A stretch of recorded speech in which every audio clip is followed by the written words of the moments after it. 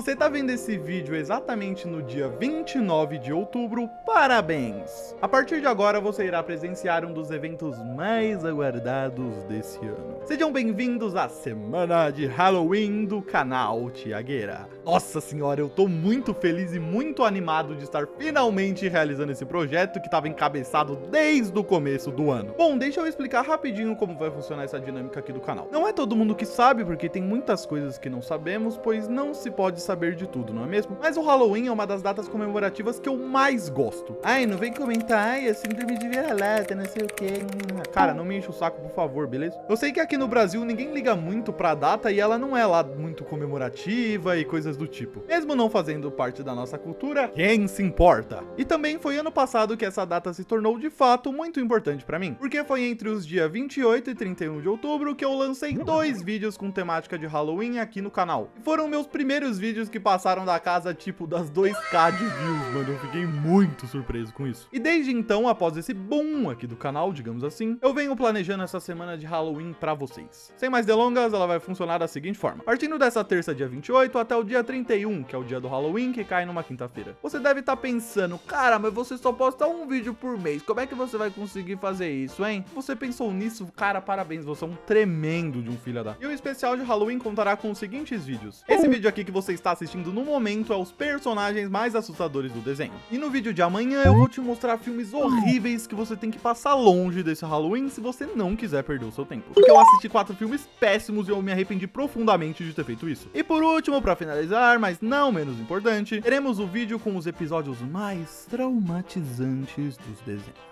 Após essa longa, porém necessária introdução, vamos começar nossa semana especial de Halloween.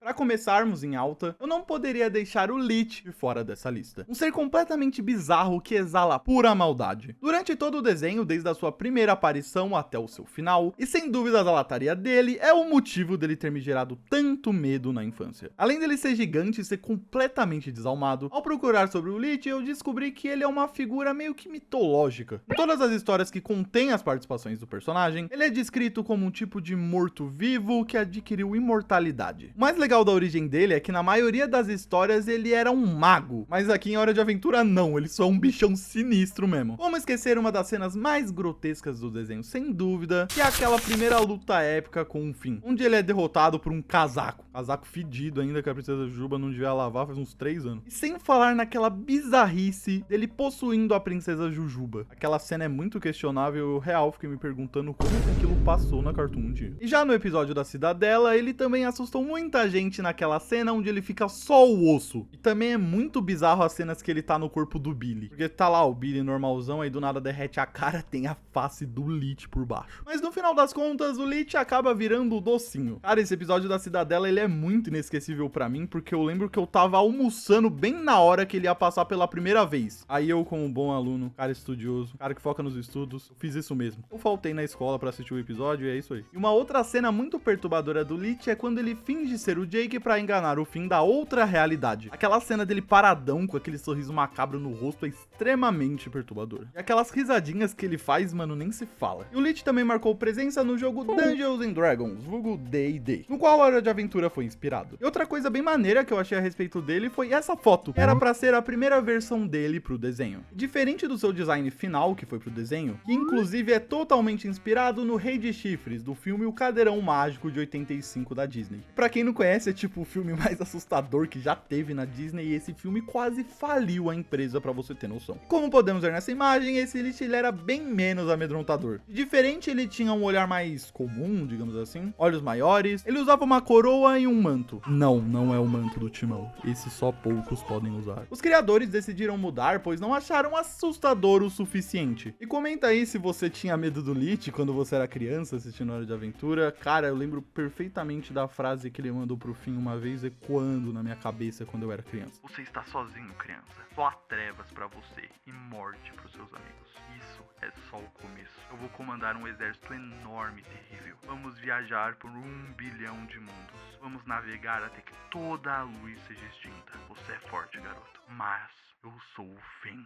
Mãe, corre aqui que eu acho que eu me caguei. Lá ele. Cara, o que falar do ele? Caso dele, não sei, eu tô meio bugado já. Brincadeiras à parte, esse cidadão aqui foi responsável por assustar diversas crianças por aí. Assim como o Lich, o ele também é inspirado em uma figura da ficção. Pra você ver o nível, o cara é descrito como o próprio Satanás da Bíblia. Um vilão extremamente filho da... Ele não tem grandes objetivos, como dominar o mundo, se vingar de não sei quem. O único objetivo dele no desenho é tacar o terror. E eu particularmente gosto muito de vilões que só são vilões e eles são malvados porque sim, eu acho isso muito genial e mostra que tem pessoas que realmente são muito perversas. E até mesmo com as próprias meninas, ele sabe que pode acabar com elas quando bem entender, e por isso que elas nunca o venceram durante o desenho todo. O poder de manipulação dele é incrível. Ou do ele. Cara, eu vou me confundir isso até os fins dos tempos. Mas com certeza o que destacou muito esse personagem foi a sua dualidade. Completamente interessante. Eu sempre gosto de destacar os dubladores aqui no canal porque eu gosto muito de dublagem. E o que o Briggs fez na dublagem desse personagem é fácil o top 5 melhores dublagens que já tivemos na história aqui do Brasil. É muito legal que ele manda tipo, ai meninas super poderosas, eu vou matar vocês. Ele é um personagem fascinante e você com certeza deve se lembrar de algum sustão causado por esse rapaz.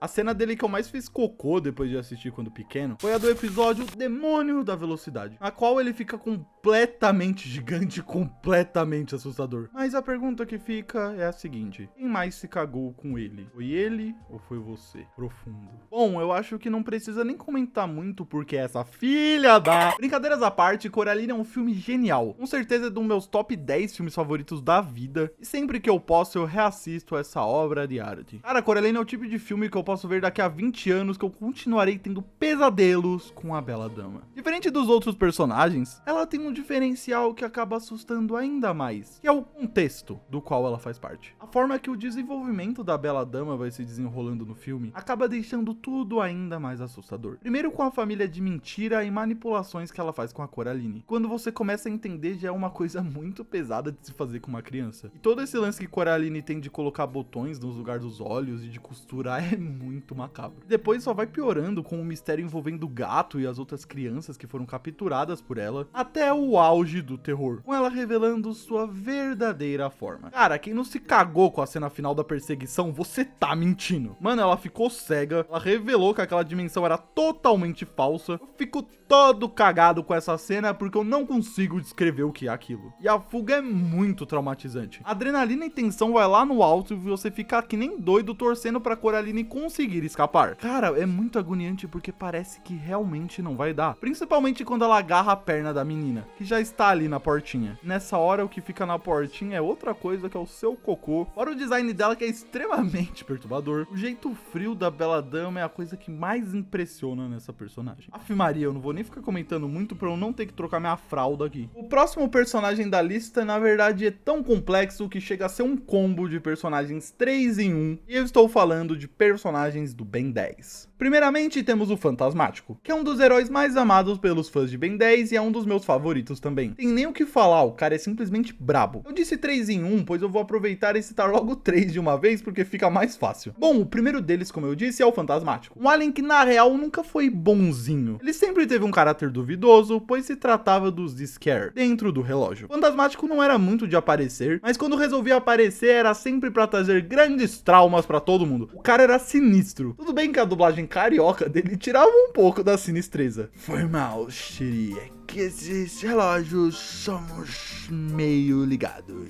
Mas já os Scare era extremamente assustador. A cara feia dele era o tempero ideal pra borrar minhas calças quando pequeno. O cara simplesmente tem uma cabeça virada ao contrário, quem é que não vai ter medo disso? As cenas que ele possuía o Ben eram muito medonhas. Eu definitivamente tinha medo desses dois fantasmas. Eu estou sozinho nessa ou alguém aí também se borrava com eles, né? E pra fechar a trinca ainda tinha o Psyphon, aquele capanga chatão do Vilgax. Ele era chato, mas maluco. Eu gelava o boga toda vez que ele aparecia. Muito por conta da sua aparência que era extremamente bizarra. E pela voz de fumante dele, que deixava tudo mais tenso. Não confio em pessoas que têm voz de fumante. Uma pena que no redesign pro Omniverse, eles acabaram perdendo essa moral de serem assustadores. Eles até que não mudaram tanto o design do Psyphon e dos Scare, mas em compensação do Fantasmático, meu Deus, o que fizeram com ele? O bichão ficou verde, mano. Ficou verde. Mas e você aí? Tem algum outro personagem do Ben 10 que te deixa deixava de bundinha cagada, ou você também achava esses personagens que eu citei assustadores. E acredito eu que se você está assistindo o vídeo até aqui é porque você tá gostando, não tá? Então deixa um likezinho maroto aí pra me ajudar e não esquece de hypar o vídeo que vai me ajudar muito. Olha o sacrifício que eu tô fazendo, eu tive que falar Zscare uma pá de vez, mano, o nominho do cão. Quem não deixar o like, ele vai puxar o pé à noite, hein? E pegando um avião e voltando novamente para a Terra de U, temos mais um vilão que conseguiu me assombrar bastante durante a infância. Eu vou adiantando que teremos vários personagens de Hora de Aventura. Pensa num desenho sinistro. O personagem da vez não chega nem perto de ser um Lich da vida, mas ele conseguiu ainda assim tirar bons pesadelos nas crianças. E olha que o bendito só apareceu em 2 episódios da franquia. Estou falando dele, o Coração, Ricardo. Ou melhor, Ricardo, o Coração, que é o primeiro episódio que ele aparece. Esse episódio clássico onde ele causa ciúmes no fim, pois também aparentemente está interessado na Princesa Jujuba, mas conforme o episódio vai andando, descobrimos que os motivos reais do porquê ele está no reino são um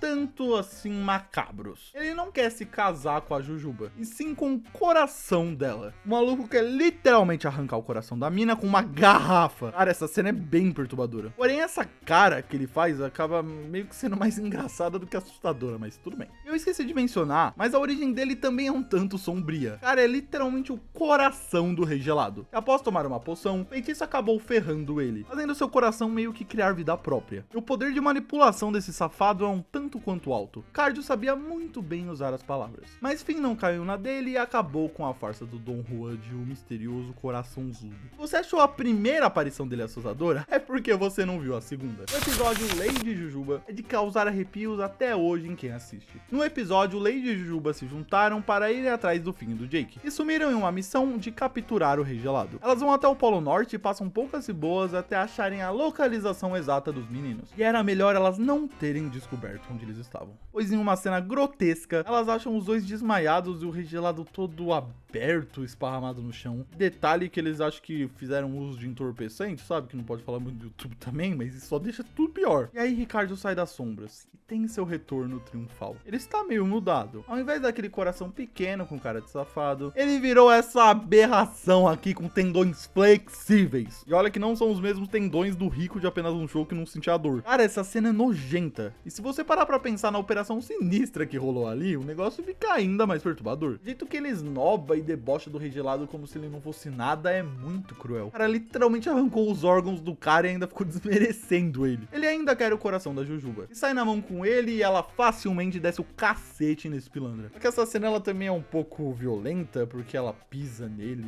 E se você parar pra pensar que ele é o coração do Rei Gelado, tudo fica muito pior. E no final não é revelado o que aconteceu com ele. Porém a Jujuba disse que fez um novo coração pro Rei Gelado com cordas e maracais. Mano, essa aqui é uma nostalgia absurda. Cara, só tinha crápula sem vergonha em Pinóquio, é impressionante. Mas esse velho gordo consegue me tirar bons arrepios sempre que eu reassisto esse filme. Ele aparece logo após Pinóquio escapar com a ajuda da danadinha da fada. O libertou da jaula daquele outro cara otário que queria se aproveitar dele. Mano, os vilões desse filme são muito sinistros. Ainda tem a raposa e o gato agiota, que são dois safados. Os três estão lá fumando e enchendo a cara. E é muito doido pensar que nessa época isso era considerado normal em um filme infantil. Nessa conversa de compadres, o cocheiro lança uma proposta indecente, dizendo para os dois levarem Pinóquio até ele, para que assim ele possa levá-lo até a Ilha dos Prazeres. Um lugar que, em resumo, é...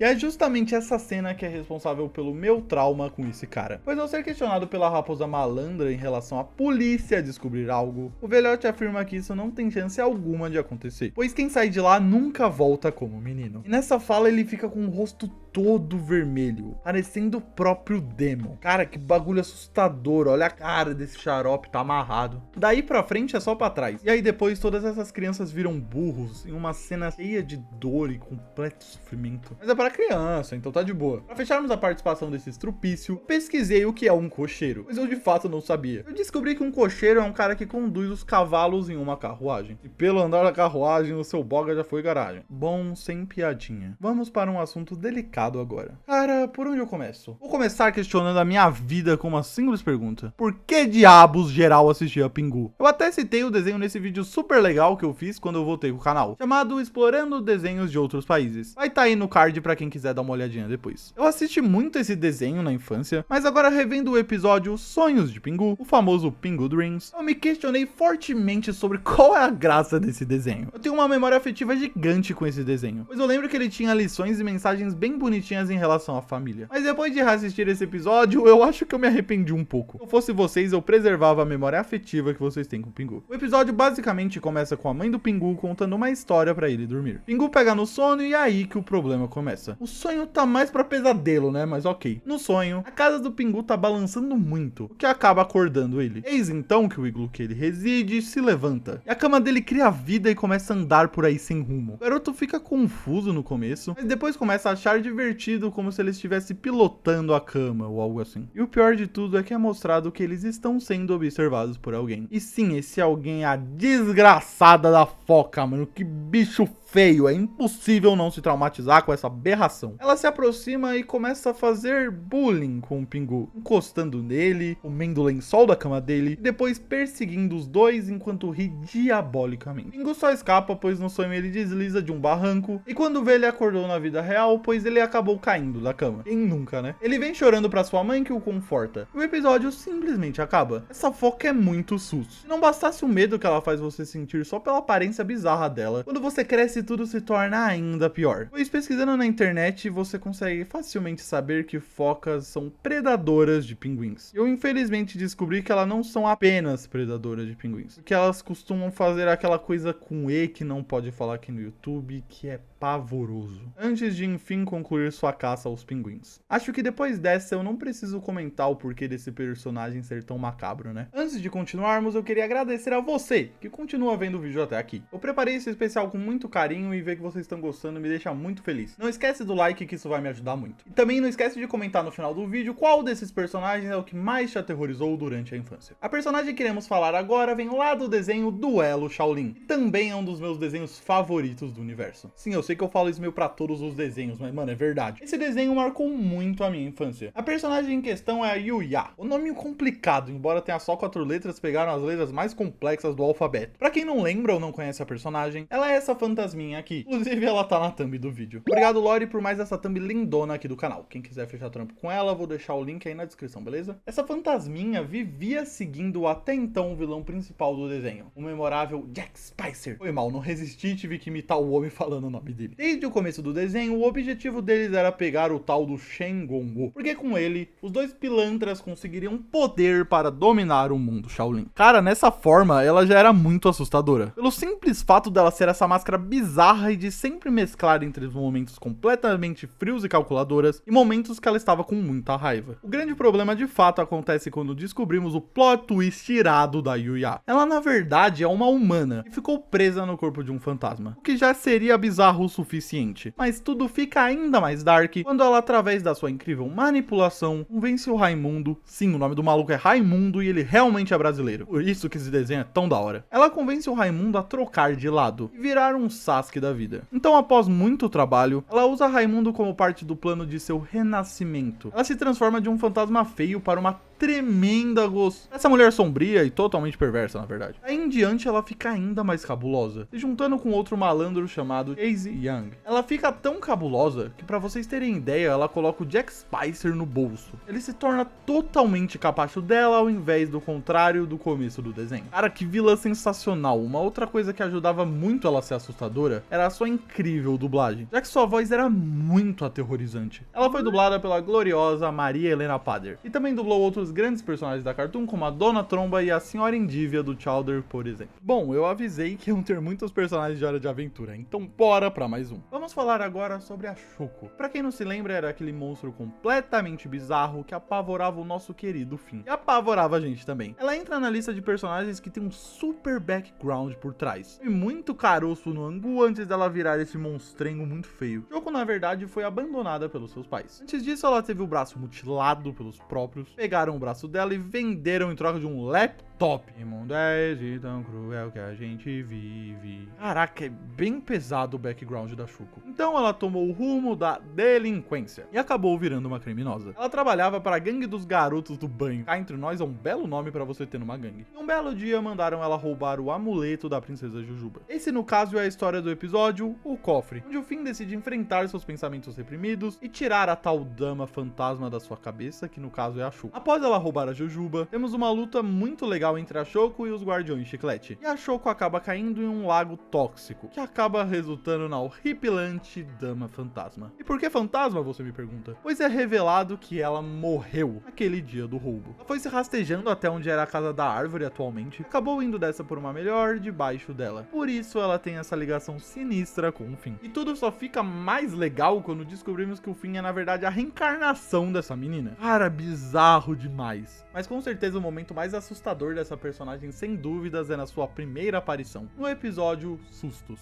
no qual todos armam um plano pra assustarem o Finn. Porém, ninguém contava com o medo real que essa bela moça iria causar. Cara, confesso que eu dou uma borradinha de leves na cueca toda vez que eu lembro dessa primeira cena da Shuko. Billy Mandy era um desenho extremamente nóia. Nada fazia muito sentido, e os personagens eram completamente pirados da cabeça. O desenho conta com altos níveis de idiotice, e é por isso que eu me identifico tanto com esse desenho. Mas o personagem em questão que queremos falar é Jeff, aquela aranha esquisita que jura que é filho do Billy. Esse nóia aparece pela primeira vez no episódio Gentileza Rastejante. O nascimento dele é muito estranho. Ele estava procurando por um refresco nas coisas do puro osso e acabou encontrando um ovão. Ele pensou, acho que vou chocar isso aqui. A cabeça do Billy ia sair um pato gigante. Porém, ao esmagar o ovo, lá ele, uma aranha, no caso o Jeff, acaba nascendo. E o Billy fica com muito medo dela e acaba fugindo. Quando chega a noite, Jeff invade o quarto do Billy às 3 horas da manhã e olha que ele nem tava fugindo do It a coisa. Sabe o que ele queria fazer às 3 horas da manhã com o Billy?